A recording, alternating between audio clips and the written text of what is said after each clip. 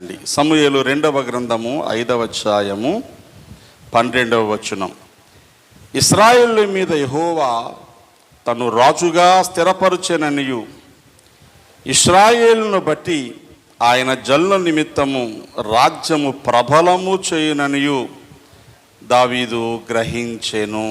దేవుడు ఈ మాటలు మనందరికీ దీవెనగా చేయునుగాక. ఒక చిన్న మాట ప్రార్థన చేసుకుందాము, ప్రభు పాదాలు పట్టుకుందాం. పరిశుద్ధుడైన తండ్రి, నీకు స్తోత్రాలు చెల్లిస్తున్నాం. సకల సార్వత్రిక సంఘంతో పాటు మేము కూడా నీ సన్నిధిలో చేరి ఆరాధించడానికి మాకు ఇచ్చిన నీ కృపను బట్టి స్తుతిస్తున్నాను. ఇంతవరకు మేము చేసిన ఆరాధన మీరు అంగీకరించారని, మా పట్ల నీ ప్రేమను వాత్సల్యాన్ని కనపరుచారని నీకు స్తుతిస్తున్నాను. నీ మాటలు తలపోసుకొని ఉండగా మా హృదయాలు తెరవండి ప్రభువా. గ్రహించి లోబడి నీకు ఇష్టంగా బ్రతకడానికి సహాయం చేయమని యేసు నామమున ప్రార్థిస్తున్నాను తండ్రి. ఆమేన్, ఆమేన్. ప్రభునందు ప్రియులారా, దైవ లేఖనంలో అపోస్తలుడైన పౌలు గారు కొలస్సీ సంఘానికి ఉత్తరాన్ని రాస్తూ 2వ అధ్యాయం 1వ వచనంలో 2వ వచనంలో ఒక ఉన్నతమైనటువంటి ఆశీర్వాదానికి సంబంధించిన, దీవెనకు సంబంధించినటువంటి సూత్రాన్ని చెప్పడం నేను గమనించాను. ఆ మాటలు అలాగే వాక్యాన్ని చదివేవారికి పెద్దగా అర్థం కాకపోవచ్చు, కానీ లేఖనం మీద ఆసక్తితో దేవుడు నాతో ఏం మాట్లాడతాడో అనే ఆశతో చదివేవారికి ఖచ్చితంగా కనిపిస్తాయి. ఇక్కడ ఆ వచనాన్ని మరలా నేను చదువుతున్నాను, చూడండి. మీ కొరకు, లవొదిక వారి కొరకు, శరీర రీతిగా నా ముఖము చూడని వారందరి కొరకు నేను ఎంతగా పోరాడుచున్నానో మీరు తెలుసుకొనగోరుచున్నాను. భక్త పౌలు కొలస్సీ సంఘానికి రాస్తూ మీకోసం, లవొదికలో ఉన్న సంఘం కోసం, నా ముఖం చూడని వారందరి కోసం, అంటే అందులో మనం కూడా ఉన్నాము, నేను ప్రార్థనలో వీరందరి కోసం పోరాడుతున్నాను అన్నాడు. దేనికోసం ప్రార్థన చేస్తున్నారు పౌలు గారు అంటే, వారు ప్రేమలో అతకబడాలి అని. నెంబర్ 1 ఏం చేయాలి? ఒకరి పట్ల ఒకరు అనురాగాన్ని గలవారై, ఒకరంటే ఒకరు ఇష్టం గలవారై, ఒకరి కష్టసుఖాల్లో ఒకరు పాలు పంపులు పొందే ప్రేమ గలవారై అతకబడాలి. 2 సంపూర్ణ గ్రహింపు యొక్క సకలైశ్వర్యము గలవారై. గ్రహింపు సంపూర్ణంగా ఉంటే సకలైశ్వర్యము కలుగుతుంది. ఇది పౌలు గారు మనం నేర్పించాలనుకున్న విషయం. నిన్ను గూర్చి గ్రహింపు, నీ ఇంటిని గూర్చిన గ్రహింపు, నీ బ్రతుకును గూర్చిన గ్రహింపు, దేవునికి నీ పట్ల ఉన్న ఆలోచన గూర్చిన గ్రహింపు అర్థమైతే సకలైశ్వర్యాలు పొందుకుంటావు. తద్వారా హృదయాల్లో ఆదరణ పొందాలి అని నేను పోరాడుతున్నాను అన్నాడు. 3 విషయాల కోసం నేను ప్రార్థన చేస్తున్నాను అన్నాడు. ఈ సమూయేలు గ్రంథంలో మాట చదువుతూ ఉండగా ఇది నాకు గుర్తొచ్చింది. ఎందుకోసం ప్రార్థన చేశాడు భక్తుడంటే, మొదట దేవుని బిడ్డలందరూ ఒకరితో ఒకరు ఐక్యత గలవారు కావాలి. 2 వారు సరైన గ్రహింపు గలవారు కావాలి. గ్రహింపుతో ఉంటే సకలైశ్వర్యము దొరుకుతుంది. 3 ప్రభువుని అర్థం చేసుకున్న కొలది ఆదరణ పొందుతారు. ఈరోజు సంఘం అంటేనే అనేకులకు దీవెన కలిగించేటువంటి ఒక ఉన్నతమైన వ్యవస్థ అనేది జనాలకు అర్థం కావాలి. వాళ్ళకు అర్థం కాకపోతే పోయింది, మనకన్నా అర్థం కావాలి. మేము ప్రభువు బిడ్డలము, ప్రభు వలన ఆదరణ పొందగలవారం. మాకున్న ధైర్యం లోకంలో ఎవరికీ లేదు. మా పట్ల ఆయనకు ప్రణాళిక ఉంది. ఆయన సిలువలో మా కోసం ప్రాణం పెట్టాడు. ఆయన కోసం మేము బ్రతికితే మమ్మల్ని ఎదిరించేవాడే లోకంలో ఎవరూ లేరనే గ్రహింపు సంఘానికి రావాలి. అలా గ్రహించిన వారు దీవించబడతా ఉంటారు. ఆ దీవెన స్థిరంగా నిలిచి ఉంటుంది. గ్రహింపు లేనోళ్ళు దీవించబడతారు. అది తాత్కాలికమైన దీవెనల చేత నింపబడుతుంది. అన్నీ ఉన్నా నెమ్మది లేకుండా ఉంటారు. అన్నీ కలిసి వస్తున్నా కూడా సంతోషం ఉండదు, ఆదరణ ఉండదు. అందుకని ఈ సంగతులను మీ ఎదుటికి తేవాలని గ్రహింపు ఉన్నవాళ్ళు ఎలా ఉంటారో, గ్రహింపు లేని వాళ్ళు ఎలా ఉంటారో కొందరు వ్యక్తులు మీకు ఈ సమయంలో నేను చూపిస్తాను. మందిరాలకు వచ్చేవారు, ప్రభువు నమ్ముకున్నవారు ఈ 2 కేటగిరీల్లోనే ఉంటారు. 1 వారు భక్తిని గూర్చి, విశ్వాసాన్ని గూర్చి గ్రహింపు ఉన్నవారు. 2 గ్రహింపు లేకుండానే నడుస్తున్నవారు. గ్రహింపు లేకుండా నడిచేవారికి అడపాదడప ఉపకారాలు, మేళ్ళు జరిగినా మేలు వచ్చినప్పుడు అది వాని కంటికి కనబడదు అని ఇర్మియా గ్రంథం 17వ అధ్యాయంలో చెప్పినట్టు మేలు కనబడదు, బ్రతుకులో నెమ్మది కనిపించదు. మరి దేవుని ఉద్దేశం అది కాదు కదా. ఇప్పుడు మనం చదువుకున్న వాక్యంలో దావీదును గూర్చిన ఒక సంగతి మనం చదువుకున్నాం. దావీదు రాజు అయ్యాడు, గుర్తుపెట్టుకోండి. ఎక్కడి నుంచి ఎక్కడికి వచ్చి రాజు అయ్యాడు?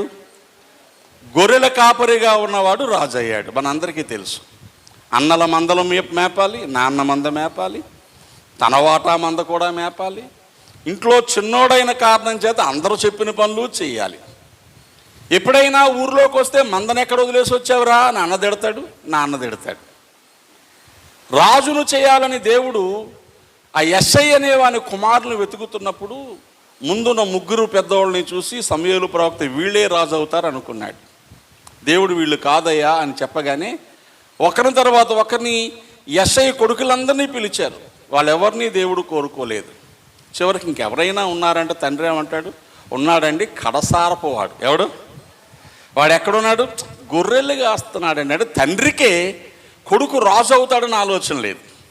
కానీ దేవుడు ఆ గొర్రెల దొడ్డులోంచి దావీదును తీసుకొచ్చి తన ప్రజలని ఇశ్రాయేలు మీద రాజుగా ఉంచాడు. దేవునికి స్తోత్రం. ఎందుకు దావీదుని తీసుకొచ్చాడు మీరు చెప్తారా? ప్రజలందరూ రాజు కావాలని కేకలేస్తే బెన్యామీను గోత్రీకుడైన కీషు కుమారుడైన సౌలును దేవుడు రాజుగా చేశాడు. కానీ ఆ సౌలు ఏం చేశాడు? గాడిదలను వెతుక్కుంటూ వెళ్ళినవాడు. ఏం చేశాడండి? తప్పిపోయిన తండ్రి గాడిదలను వెతుక్కుంటూ వెళ్ళినవాడు తీసుకొచ్చి రాజు చేస్తే, రాజును చేసే గడియలో సౌలు అన్నాడు, అయ్యా నా గోత్రము బెన్యామీను గోత్రం, ఇశ్రాయేలు 12 గోత్రాల్లో చిన్నది, మా ఇంట్లో నేను ఆఖరోడిని, నేను రాజుని ఏంటని ప్రజలందరూ రాజు కోసం చూస్తూ ఉంటే సౌలు సామాన్లో దాక్కున్నాడు. ఇవన్నీ నేను చూపించిన ఉద్దేశం కాదు, ఊరికి గుర్తు చేస్తున్నాను. అలాంటి వాడిని తీసుకొచ్చి రాజుని చేస్తే జనాలు తన దగ్గర చేరుతున్న కొలది దేవుడు ఎందుకు రాజును చేశాడో మర్చిపోయాడు. దేవుని సంతోషపరచడానికి బదులు ఎవరిని సంతోషపరుస్తున్నాడు? మనుషులను సంతోషపరచడం మొదలుపెట్టాడు. ఎప్పుడైనా సౌలు కోసం విపులంగా చెప్పుకుందాం. మనుషులు సంతోషపెట్టడం ఎప్పుడైతే మొదలుపెట్టాడో దేవుడు సౌలును రాజుగా తీసేశాడు. ఎందుకంటే దేవుని చిత్తము చేయడం మర్చిపోయాడు సౌలు, దేవుని ఇష్టాన్ని నెరవేర్చడం మర్చిపోయాడు.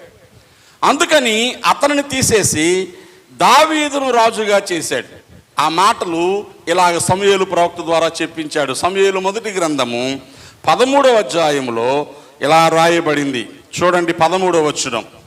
సమూయేలు మొదటి గ్రంథము 13:13లో ఈ మాటలు ఉన్నాయి. అందుకు సమూయేలు ఇట్లనెను, నీ దేవుడైన యెహోవా నీకిచ్చిన ఆజ్ఞను గైకొనక. ఏ పని చేశాడు? అవివేకమా వివేకమా? వివేకం అంటే ఏది మంచో ఏది చెడో ఆలోచించి నిర్ణయం తీసుకోవడం. అవివేకం అంటే మనసుకు వచ్చినట్టు బ్రతికేయడం. చేయాల్సిన పని చేయలేదు, చేయకూడని పనులు సౌలు చేశాడు. అవివేక పని చేశాడు. అందుకని అంటాడు, రాజ్యము ఇశ్రాయేలు మీద సదాకాలము స్థిరపరచుట యెహోవా తలంచి ఉండెను. అసలు నేను రాజు చేసినప్పుడు దేవుడు ఏమనుకున్నాడంటే, సదాకాలం అంటే నువ్వు, నీ తర్వాత నీ కొడుకు, తర్వాత నీ కొడుకు, తర్వాత నీ కొడుకు, నీ పిల్లల పిల్లల పిల్లలే సింహాసనం మీద పరిపాలన చేయాలని దేవుడు తలంచి ఉంచాడు. అయితే నీ రాజ్యము నిలవదు. ఎందుకు నిలవదు? యెహోవా తన చిత్తానుసారమైన మనస్సు గల ఒకరిని కనుగొని ఉన్నాడు. నీకు ఆజ్ఞాపించిన దాన్ని నీవు గైకొనకపోతేవు గనుక యెహోవా తన జనుల మీద అతనిని అధిపతిగా. దేవునికి స్తోత్రం చెప్పండి. మీకు అర్థమైందా? రాజైన కొద్ది రోజులకే దేవుని ఇష్టము కాకుండా తన సొంత ఇష్టం చేయడం మొదలెట్టగానే దేవుని యొక్క మనస్సు సౌలు పట్ల మారిపోయింది అని చెప్తున్నాను. ఆ తర్వాత మరికొన్ని సంవత్సరాలు సౌలు రాజ్యంలో ఉన్నాడు, కానీ మనశ్శాంతి లేదు. ప్రాణభయంతో బ్రతికాడు. ఇన్సెక్యూరిటీ, ఎప్పుడు సింహాసనం పోద్దని బెంగతో బ్రతికాడు. దేవుని ఆత్మ పోయి దురాత్మ పట్టి బ్రతికాడు. చివరకు చావు కూడా దుర్మార్గమైన చావు, చచ్చిపోయాడు. ఇలాగున మాట తప్పిపోయిన సౌలుకు బదులు నన్ను రాజుగా చేశాడు అని దావీదు గ్రహించాడు. అది మనం చదువుకున్నాం. గాడిదలు కాసుకునేవాడిని ఎందుకు రాజును చేశాడో సౌలు మర్చిపోయాడు. మర్చిపోయినందుకు బ్రతికాడు 40 సంవత్సరాలు రాజుగా. కానీ ధైర్యంగా బ్రతకల, బెంగతో బ్రతికాడు. కొడుకుని నమ్మలేదు, అల్లుని నమ్మలేదు, సైన్యాన్ని నమ్మలేదు. దయ్యం పట్టేసేది మాట్లాడితే. దురాత్మ చేత పీడించబడి చివరకు దిక్కులేని చావు అమాలేకీలు అనబడేటువంటి అన్యుల చేతిలో చచ్చిపోయాడు, ఫిలిస్తీన్ల చేతిలో చచ్చిపోయాడు. మీరు గమనిస్తే ఈ సంగతి అంతా ఎవరు మనసులో పెట్టుకున్నారు? దావీదు. గాడిదలు కాసేవాడిని తీసుకొచ్చి రాజును చేస్తే వాడు నిలబెట్టుకోలేకపోయాడు. ఇప్పుడు దేవుడు ఏం చేశాడు? గొర్రెలు కాసే నన్ను తీసుకొచ్చి రాజుగా చేశాడు. కాబట్టి నేనేం చేయాలా? దేవుని చిత్తమును చేయాలి. దేవునికి స్తోత్రం. అందుకే దావీదుకి దేవుని హృదయానుసారుడైన మనుషుడని పేరుంది. దావీదు 40 సంవత్సరాలు రాజ్యం చేశాడు. దావీదు నిరంతరం యుద్ధాలు చేశాడు, కానీ మనశ్శాంతిగా ఉన్నాడు. దేవునికి స్తోత్రం కలిగిన గాక. నా హృదయం నిబ్బరముగా ఉన్నది, నేను పాడుచూ స్తుతిగానము చేసేదనని. స్వరమండలమా సితారా మేల్కొనండి, వేకువనే లేచి దేవుని స్తుతించండి అని కష్టాలు శ్రమలు బాధలు ఉన్నా కూడా ధైర్యంగా పాడుకున్నాడు. దేవునికి స్తోత్రం. 40 సంవత్సరాల రాజ్యంలో చుట్టుపక్కల ఎక్కడ ఒక్క శత్రువు కూడా లేకుండా దేవుడు సమాధానాన్ని ఇచ్చేశాడు. ఏం చెప్తున్నాను? గ్రహింపు లేనోడి రాజ్యం పోయింది. తండ్రి కొడుకులందరూ ఒక్కరోజే చచ్చిపోయారు. సౌలు కొడుకులు కూడా ఒక్కరోజే చచ్చిపోయాడు. దావీదు గ్రహింపుతో ఉన్నాడు. దేవుడు అన్నాడు దావీదుతో, దావీదా, నీ తర్వాత నీ కొడుకు, వాని తర్వాత వాని కొడుకు, సదాకాలము ఈ సింహాసనం నీకు ఇస్తానని చెప్పాడు. దేవునికి స్తోత్రం. దావీదుకి ఏమర్థమైంది? ఈ కుర్చీ నా గొప్పతనాన్ని బట్టి రాలా, ఈ రాజ్యము నా అర్హతను బట్టి రాలేదు. దేవుడు తన ప్రజల నిమిత్తమును రాజుగా చేశాడు గనుక నా ప్రజలకు విరోధమైన, కష్టం కలిగించే, బాధ పెట్టే పనులు నేనేవి చెయ్యకూడదని నిర్ణయించుకున్నాడు. దేవునికి స్తోత్రం కలిగిన గాక. జాగ్రత్త వినండి. ఈరోజు నీకున్న స్థితి నీ ఘనత కాదు, నీకున్న స్థితి నీ గొప్పతనం కాదు, నీకున్న స్థితి నువ్వు కష్టపడి రెక్కలు ముక్కలు చేసుకుని సంపాదించేసుకున్నావు అనుకుంటున్నావు. కాదు కాదు కాదు. ఈ స్థితి దేవుని కృప చేత నీకు కలిగింది. దేవునికి స్తోత్రం కలిగిన గాక. నీ తోటి వాళ్ళు, నీ అన్నదమ్ములు, నీ అక్క చెల్లెళ్ళు, అమ్మ కడుపున రక్తం పంచుకొని పుట్టిన వాళ్ళు ఇంకా అలా ఎందుకున్నారు? నువ్వు మాత్రం అలా ఎందుకున్నావు ఆలోచించావా? భయం వేస్తే బెంగతో చచ్చిపోతున్నారు వాళ్ళు. ప్రాణం పోయే భయం వచ్చినా ధైర్యంగా ఉన్నావు నువ్వు. ఎక్స్ట్రాగా ఏమైనా కాలేజీల్లోకి వెళ్ళి చదివచ్చావా? లేదా వాళ్ళకంటే ఎక్కువ బ్యాంక్ బ్యాలెన్స్లో నీకేమైనా డబ్బులు ఉన్నాయా? లేకపోతే వాళ్ళకంటే నీకేమైనా పొలిటికల్ పరపతుందా? ఏమి లేదు. నీకున్నదల్లా దేవుని కనికరము చేత ఆయన ప్రణాళికలో ఉన్నావు. దేవునికి స్తోత్రం. ఇది నీకు అర్థమైతే, నా దేవుని దయ వల్ల ఎలా ఉన్నాను నువ్వు చెప్పుకుంటే నీ స్థితి స్థిరపరచబడతా. దేవునికి స్తోత్రం. గమనించండి, దావీదు తర్వాత అతని కొడుకు సొలొమోను రాజు అయ్యాడు. 40 సంవత్సరాలు పరిపాలన చేశాడు. 40 సంవత్సరాలు ఒక్క యుద్ధమూ చేయలేదు. ఎందుకు? తండ్రి దీవెన కొడుక్కి 40 సంవత్సరాలు సమాధానకరమైన రాజ్యం వచ్చేసింది.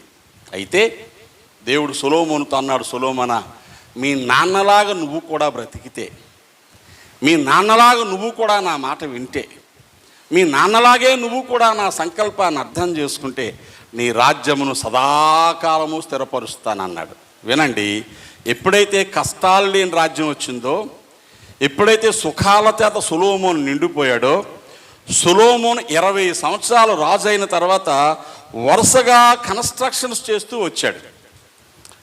13 సంవత్సరాలు ఇల్లు కట్టించుకున్నాడు. ఎంతకాలం? ఇల్లు కట్టడం మొదలెట్టి పూర్తవడానికి ఎంతకాలం పట్టిందండి? 13 సంవత్సరాలు పట్టింది. అంటే పునాదిలో మట్టి దొరక్క, తాపీ మేస్తులు దొరక్క ఆపేలేదు. సాత్వికలాగా నాలాగైనా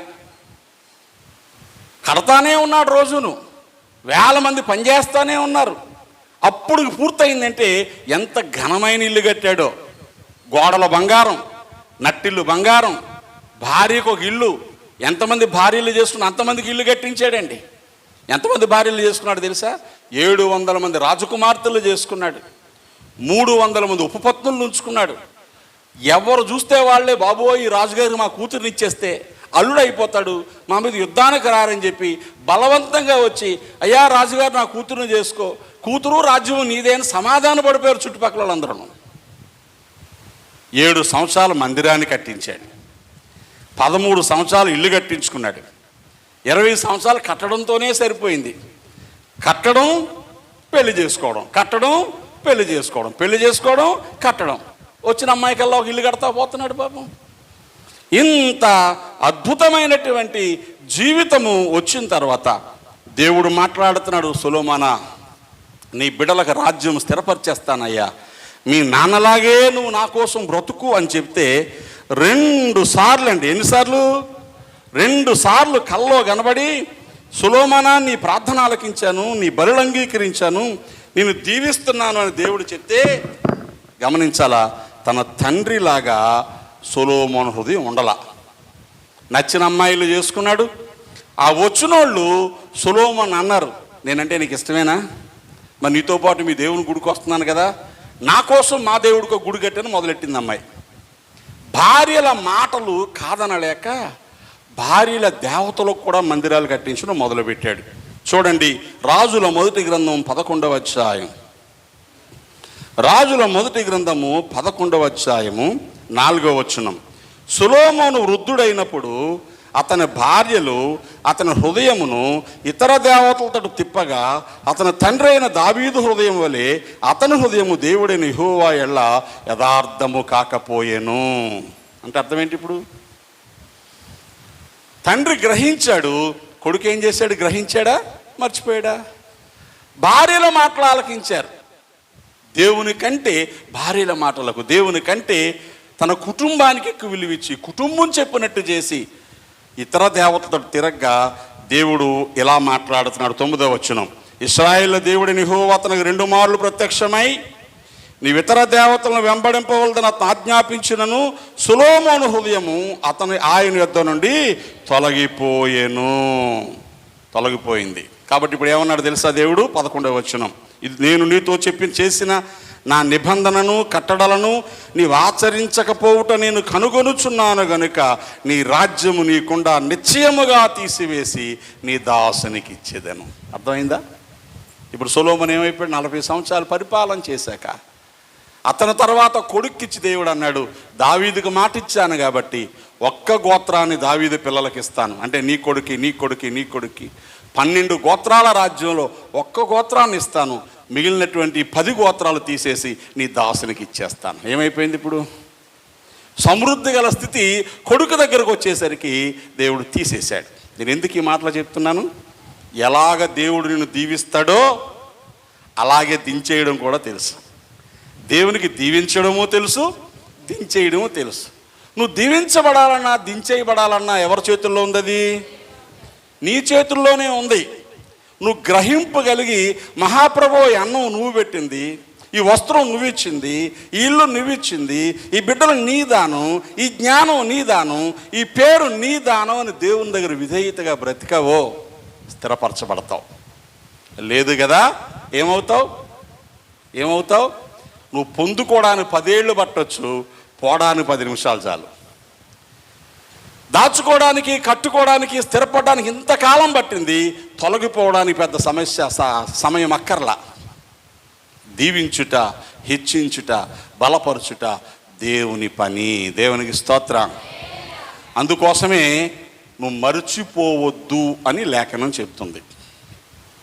ద్వితీయోపదేశ కాండంలో 26వ అధ్యాయంలో ఇశ్రాయేలు ప్రజలతో దేవుడు మాట చెప్పాడు, నేను మీకు ఇస్తున్న దేశంలోకి వెళ్ళి ఆ దేశాన్ని మీరు స్వతంత్రించుకుంటారు. కట్టని ఇల్లు మీకు వస్తాయి, నాటని తోటలు మీకు వస్తాయి, త్రవ్వని బావులు మీకు వస్తాయి, మీరు దాచుకోపోయిన విస్తారమైన సంపద మీ చేతికి వచ్చేస్తుంది. ఎక్కడైతే మీరు తిండి తినడానికి కష్టపడుతున్నారు, ఐగుప్తు దేశంలో ఇటుకలు కాల్చి లెక్క అప్పగిస్తే తప్ప అన్నం దొరకలేదు, స్వేచ్ఛగా బ్రతకలేకపోతున్నారు. అక్కడికి వెళ్ళిన తర్వాత మీరు ఏమాత్రం కష్టపడకుండా అద్భుతమైన జీవితాన్ని జీవిస్తారు. అక్కడ మీరు వ్యవసాయం చేసినప్పుడు, అక్కడ మీరు పంటలు పండించినప్పుడు, అక్కడ మీరు ఆస్తులు సంపాదించినప్పుడు, మీరు దేవుని సన్నిధికి ప్రతి సంవత్సరం పంటలు వచ్చినప్పుడు పంటలోంచి మొదటి భాగాన్ని పట్టుకొని దేవుని సన్నిధికి వచ్చి సేవకుని దగ్గరికి వచ్చి ఆ గంపలో ఉంచిన ప్రథమ ఫలాలన్నీ అక్కడ పెట్టి, అంటే ప్రథమ ఫలాలు పెట్టడం అంటే పండిన ఆనపకాయో బీరకాయో కాసిన ధాన్యమో పట్టుకొస్తే దేవుడికి ఎక్కువైపోద్దని కాదు. నువ్వు ఎలాంటి స్థితిలో నుంచి వచ్చావో గుర్తు చేసుకోవడం కోసం ఆ ప్రక్రియ దేవుడు పెట్టాడు. పట్టుకొచ్చి ఏమని చెప్పాలి? 26వ అధ్యాయంలో రాయబడిన మాటలు మీరు గమనిస్తే 5వ వచనంలో ఇలా ఉంది, నీవు ఇలా చెప్పాలి, నా తండ్రి నశిస్తున్న అరామీ దేశస్థుడు, అతడు ఐగుప్తునకు వెళ్ళాను, కొద్ది మందితో అక్కడికి పోయి పరవాసి అయి గొప్పది బలమైనది విస్తారమైన జనమాయను. మీరు గమనిస్తున్నారా? ఇంటికి వెళ్ళి మాటలు చదువుకోండి, కొన్ని మాటలు ఉన్నాయి. నెంబర్ 1, మా నాన్న అరామీ దేశస్థుడు అనగా బబులోను ప్రాంతంలో ఉన్న కల్దీల ఊరు అనబడేటువంటి ఆ ఊరుకు చెందినోడు అబ్రహాం. మేము దేవుని ఎరగని వారం, సిరియా దేశస్థుడు. ఇంకో మాటలో చెప్తే దేవుని ఎరగని మేము నీ దగ్గరకు వస్తే ఐగుప్తు దేశానికి బానిసలుగా పోవాల్సి వచ్చింది. అక్కడి నుంచి దేవా నువ్వు మమ్మల్ని విడిపించి తీసుకొచ్చావు, ఇక్కడ తీసుకొచ్చి మమ్మల్ని నాటావు, మమ్మల్ని స్థిరపరిచావు, మా కష్టాలు తీసేసావు, మా కన్నీళ్లు తీసేసావు. ఈ పరిస్థితి అంతా మాకు అర్థమవుతుంది, ఇవన్నీ నువ్విచ్చినవే కాబట్టి మా కష్టాన్ని, హింసను చూసి అద్భుతాలు చేసి విడిపించి తీసుకొచ్చి ఈ పాలుతేన్లు ప్రవహించే దేశాన్ని నాకు ఇచ్చావు గనుక 10వ వచనంలో, కాబట్టి యెహోవా నీవే నాకు ఇచ్చిన భూమి యొక్క ప్రథమ ఫలములను నేను తెచ్చి ఉన్నానని నీ దేవుడైన యెహోవా సన్నిధిని చెప్పి దేవునికి స్తోత్రం.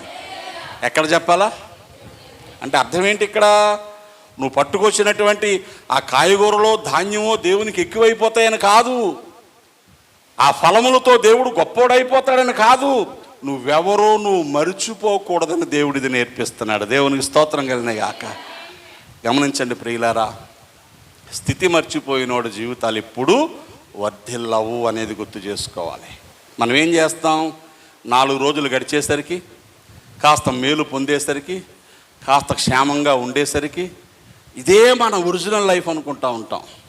అవునా? వాట్సాప్లో స్టేటస్ అని ఒకటి ఉంటుంది. స్టేటస్ అని రోజు ఒక కొటేషనో లేకపోతే ఒక ఫోటోనో లేకపోతే ఒక మాట అందులో పెడతా ఉంటారు. కొంతమంది మంచి మాటలు రాస్తారు, కొంతమంది పనికిమాలినవి అన్నీ పెడతా ఉంటారు. స్టేటస్ అనే మాటకు అర్థం నీ స్థితి, నీ హోదా అని చెప్పాలా. నీ స్థితి ఏంటి, నీ హోదా ఏంటి, అది గుర్తు చేసుకో. సమాజంలో నీ స్థితి ఏంటి, కుటుంబంలో నీ స్థితి ఏంటి, సంఘంలో నీ స్థితి ఏంటి, నీ కుటుంబంలో నీ బిడ్డలు నిన్ను ఎలా చూస్తున్నారు? అసలు నీ బిడ్డలు నిన్ను గౌరవనీయమైన తండ్రిగా చూస్తారా? మర్యాద గల తల్లిగా చూస్తారా? ఊరందరూ జెండా కొట్టవచ్చు, జేజేలు కొట్టవచ్చు, ఇంట్లో నిన్ను గౌరవిస్తారా? అప్పుడు ఊరందరూ జేజేలు కొట్టినా ఇంట్లో నిన్ను పట్టించుకోకపోతే నీ స్టేటస్ 0 కింద లెక్క.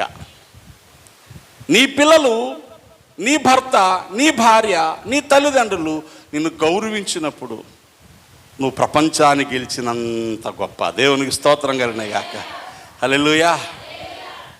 నీ స్టేటస్ ఏంటి గుర్తుపెట్టుకోవాలా. ఈరోజు ఉన్నది కనిపించేది ఒరిజినల్ కాదు. నేను ఎప్పుడూ చెప్తాను, దావీదు దేవుని దగ్గర ఏం పాడుకున్నాడు? యెహోవా నా కాపరి. ఏమని పాడాడు? రాజైన తాను దేవుడే నా కాపరి అన్నాడంటే తన్ను తాను గొర్రెతో పోల్చుకున్నాడు. దేంతో పోల్చుకున్నాడు? కాపరి ఎవరిని కాస్తాడండి? మనుషుల్లా గొర్రెల్నా? గొర్రెల్ని కాస్తాడు. అంత గొప్పవాడు దేంతో పోల్చుకున్నాడు? మరి మనం దేంతో పోల్చుకుంటున్నాం? స్థాయి మారగానే, స్థితిగతులు మారగానే నువ్వు తప్ప మాకు దిక్కు లేదు నాయన అని చెప్పేటువంటి నీ స్టేటస్ ఎప్పుడు దీవెన పొందుతుంది. హల్లెలూయా. మీరు చూడండి, నేను లోకంలో ఒకటి చూస్తూ ఉంటాను. ఆసుపత్రులకు వెళ్తున్నప్పుడు నేను ఒకటి గమనిస్తాను, మీరు గమనించారో లేదో. హాస్పిటల్లో జాయిన్ అయ్యి ఆపరేషనో వైద్యమో జరిగి హాస్పిటల్లోంచి బయటకు వెళ్ళేటప్పుడు లోకంలోనే మన సహోదరులు ఏం చేస్తారు? మీరు ఎవరైనా చెప్తారా? గేటు దాటకముందే ఏమి డాక్టర్ గారు కదా ఫ్లవర్ బొకే ఇచ్చి, అమ్మ డాక్టర్ గారు, డాక్టర్ అమ్మ గారు మీరు మాకు అద్భుతమైన మేలు చేశారు అని డాక్టర్ గారు ఫ్లవర్ బొకే ఇచ్చి కదా బయటికి రావాలి. కొబ్బరికాయ ఎందుకు కొడతారు? ఎందుకు కొడతారు? డాక్టర్లు ఉన్నా, వైద్యం ఉన్నా, దేవా నువ్వు బ్రతికించావు కాబట్టి ఇంటికి వెళ్తున్నావు అని దేవుని పట్ల కృతజ్ఞత వ్యక్తపరుస్తారు. మరి మనం శనివారం ఇంటికి వస్తే ఆదివారం మంచం మీద సాపుకొని పడుకుంటాం. ఏ తప్పించినోడు తెప్పించినోడు దేవుడు కదా, గుర్తు చేసుకోవాలో వద్దా? ఆసుపత్రిలో ఇంకో రోజు ఎక్స్ట్రా ఉన్నాను అనుకొని గుడి గుమ్మం దగ్గరికి రావాలా? అయ్యా నేను ఇంటికి వచ్చాను బాబు నీ దయ, మిమ్మల్ని బాధ పెట్టాలని కాదు, అర్థం అవడం కోసం చెప్తున్నాను. శనివారం రాత్రి నేను ఇంటికి వచ్చాను గుండెకు వైద్యం చేయించుకొని. మీకు ఎంతమంది గుర్తుందో, మీరందరూ ఎక్కడ పారొచ్చేస్తారో అని కాదు, నేను దేవుని సంధికి వెళ్ళి ఆదివారం ధైర్యంగా వచ్చి ఇక్కడ మీకు వాక్యం చెప్పాను. దేవుని స్తోత్రం కలిగిన గాక. గుండెకు వైద్యం చేసినాడు మళ్ళీ 6 నెలల దాకా బయటికి రారండి. ఆ రోజు మొదలుకొని ఈ రోజు వరకు ఆగనే లేదు నేను. ఎందుకంటే నా దేవుడు బ్రతికించాడని నాకు అర్థమైంది. దేవునికి స్తోత్రం కలిగిన గాక. అద్భుతమైనటువంటి దేవుని కనికరాన్ని పొందుకున్నాం. నువ్వు మర్చిపోక ఎప్పుడు నువ్వు బాగైంది దేవుని వల్ల, నువ్వు బ్రతుకున్నది దేవుని వల్ల, నువ్వు మేలు పొందింది దేవుని వల్ల, ఈరోజు ఈ సంతోషం దేవుని వల్ల. అది గుర్తుపెట్టుకుంటే నీ రాజ్యాన్ని దేవుడు స్థిరపరుస్తాడు, నీ కుటుంబాన్ని దేవుడు స్థిరపరుస్తాడు.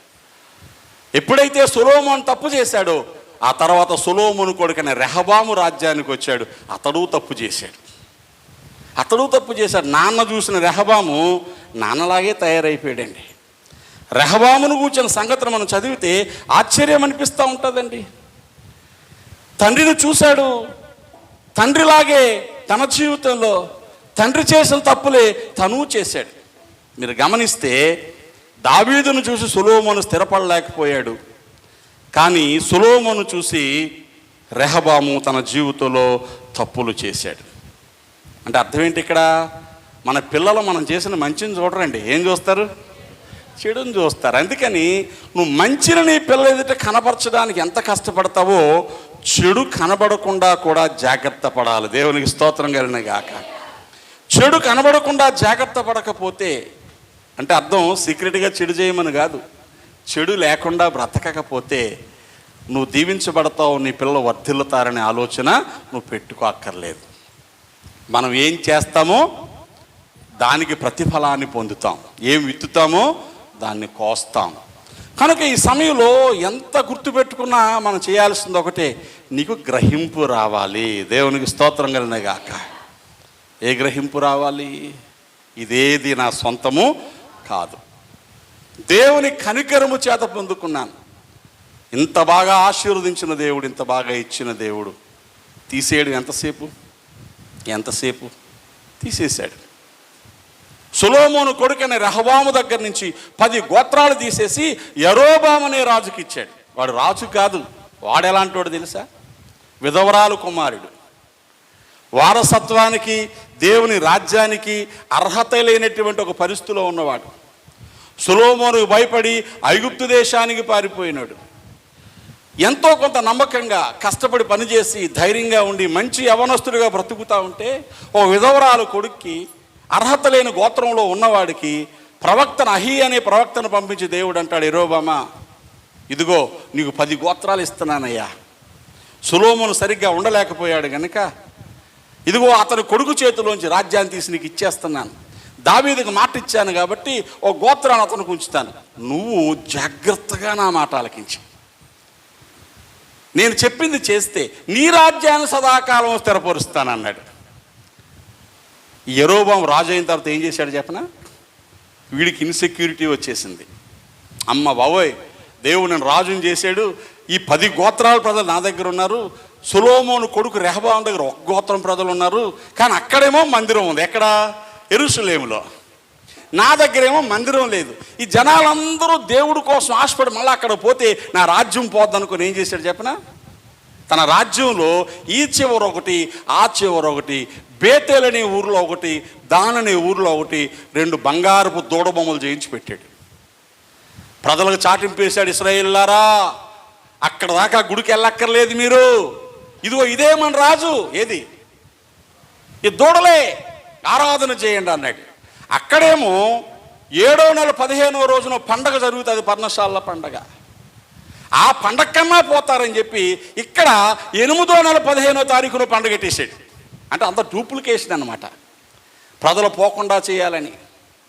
అక్కడేమో లేవీ గోత్రికులే పూజారులు యాజకులు అవుతారు, ఇక్కడ ఎవరిని పడితే ఆడిని యాజకులు చేసేసాడు.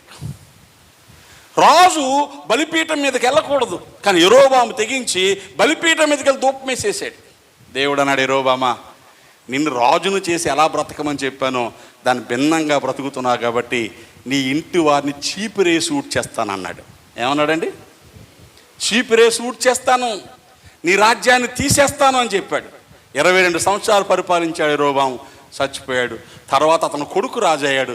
2 ఏళ్లకే రాజ్యం పోయింది. ఆ తర్వాత బయష అనేవాడు రాజయ్యాడు. వాణ్ణి దేవుడు స్థిరపరచాలనుకుంటే వాడు యెరోబామును మించిపోయాడు. వాడు 12 సంవత్సరాలు రాజ్యం చేశాడు, వాడైపోయాడు. వాడు కొడుకు రాజ్యానికి వచ్చాడు, 2 సంవత్సరాలు, వాడైపోయాడు. ఆ తర్వాత మరొక రాజు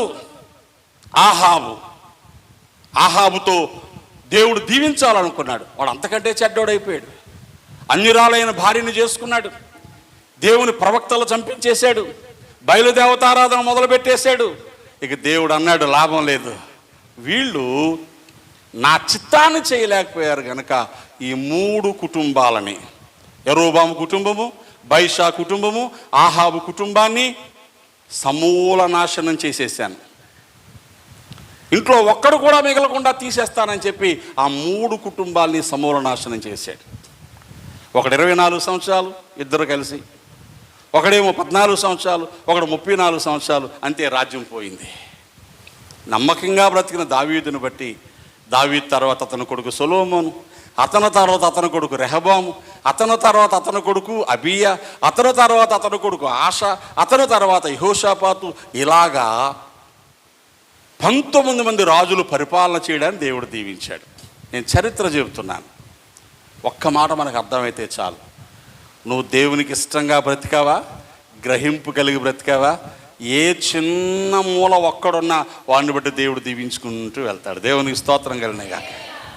దైవ చిత్తాన్ని తిరస్కరించామా, అర్థం కాలేదా, గ్రహింపు లేదా, సౌలుకే దిక్కు లేదు, సొలొమోనుకి దిక్కు లేదు. మనమే పాటవాళ్ళం. ఎంతసేపు మన బ్రతుకులు ఎంత, మన స్థితిగతులు ఎంత, మన స్తోమత ఎంత, మన స్థాయి ఎంత. దీవించబడ్డానికి ఒక్కటే సూత్రం ఈ రాత్రి చెప్తున్నాను, నువ్వు గ్రహింపు కలిగి బ్రతకాలి. దేవునికి స్తోత్రం కలిగిన గాక. దీవించబడ్డానికి ఉన్న సూత్రం ఏంటి? గ్రహింపు కలిగి బ్రతకాల. నా దేవుని వల్ల పొందుకున్నాను గనక నా దేవునికి ఎప్పుడు నేను ఆయాసము కలిగించకూడదు. మనుషుల దగ్గర ఒకవేళ చెడ్డ అయితే అవ్వచ్చు, దేవుని దగ్గర చెడ్డ కాకూడదు. దేవుని సంతోషపరచడానికి, దేవుని మహిమపరచడానికి, దేవుని ఘనపరచడానికి నా బ్రతుకులో నేను తీర్మానం చేసుకుని బ్రతికితే నేను ఎప్పటికీ దీవించబడతాను ఆలోచన మనకు ఉండాలి. దావీదు గ్రహించాడు, తన ప్రజల నిమిత్తము దేవుడు నన్ను రాజుగా చేశాడని. ఈరోజు నీకు ఇచ్చిన ఈ స్థాయి దేని నిమిత్తం, ఎందు నిమిత్తం? నిన్ను చూసి మరొకరు నీ దేవుని మహిమపరచాలని. అది అర్థమైతే చాలు. దేవునికి స్తోత్రం. నీ ఆస్తి కానీ, నీ అంతస్తు కానీ, పేరు కానీ, ఆరోగ్యం కానీ, మేలులు కానీ వెనకాల ఒక్కటే దేవుని యొక్క ఉద్దేశం. The purpose of God is nothing but the people will honour God, exalt God when see your life. నీ బ్రతుకును చూస్తున్నప్పుడు ప్రజలు, వీళ్ళ దేవుడు ఎంత మంచోడురా, ఎంత గొప్పోడురా, వీళ్ళు ఎంత జాగ్రత్తగా బ్రతుకుతున్నారా అని ఎప్పుడైతే చెప్పుకుంటారో అది నీ పిల్లలకు దీవెన, నీ కుటుంబానికి దీవెన. లేదు కదా, నీ అలవాట్లు, నీ ప్రవర్తన, నీ రాకపోకలు, నీ వ్యవహారాలు, నీ ఇల్లు, నీ కుటుంబం ఎవరికైనా ఒక బ్యాడ్ ఎగ్జాంపుల్ అయ్యిందనుకో, ఒక చెడు ఉదాహరణగా మారిందనుకో, అంతే, నువ్వు లెక్క పెట్టుకోవచ్చు. ఎందుకంటే బంగారపు కొండే నీది చిల్లుడిపోయింది. ఎంతసేపు ఉంటుంది అందులో పోసింది ఎంతసేపు ఉంటుంది? చిల్లుబడిపోయిన కుండలోంచి కారిపోవడానికి ఎంతసేపు పడుతుంది? మన జీవితాలు అంతే. కాబట్టి ప్రియులారా, ఈ ఆరాధన సమయంలో నేను కానీ మీరు కానీ మర్చిపోకూడని సంగతి, మనం గొప్పవాళ్ళమని కాదు, యోగ్యులమని కాదు, సమర్థులమని కాదు, మనకేదో గొప్ప పేరు ప్రఖ్యాతులు వచ్చేస్తాయని కాదు. ఆయన కనికరము చేత, ఆయన దయ చేత ఈ స్థితి పొంది ఉన్నాం. దేవునికి స్తోత్రం. నేనైతే అదే గుర్తు చేసుకుంటాను. నీ దయ చేత, నీ కనికరము చేత ప్రభువా ఈ స్థితి నాకు ఇచ్చావు. దీన్ని పోగొట్టుకోకుండా బ్రతకడం నాకు నేర్పు. ఎంతసేపు అండి, ఎంతసేపు? కాబట్టి మనం ఆరాధనలో వెళ్ళే ముందు ఒక ప్రార్థన చేసుకుందాం. మా గ్రహింపు దయచేయి నాయన, ఆకలింపు దయచేయి. ఈ కలిగింది ఏది నాది కాదు, కేవలం నీ దయ, కేవలం నీ కనికరం, కేవలం నీ వాత్సల్యం.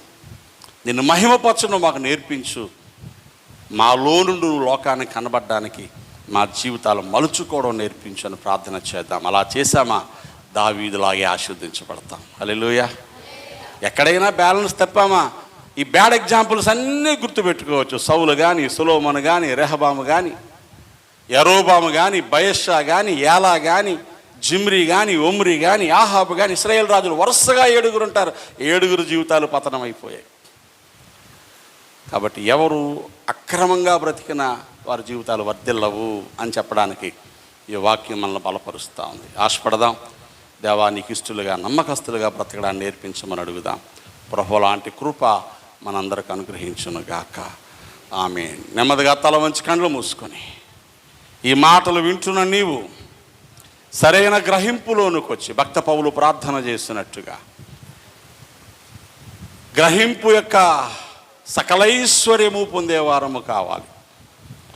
క్రీస్తు యేసు యొక్క సంకల్పాన్ని, ఉద్దేశాన్ని అర్థము చేసుకుని ఆదరణ పొందాలి.